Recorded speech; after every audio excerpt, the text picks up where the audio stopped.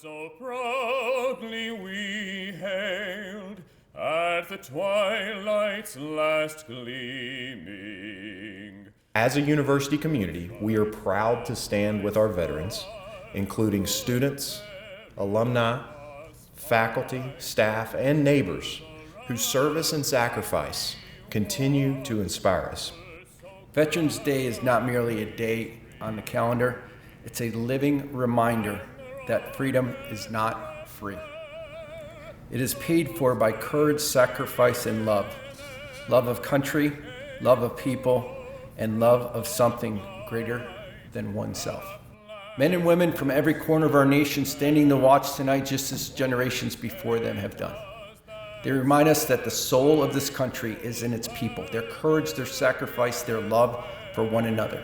And to all who have served, we say thank you.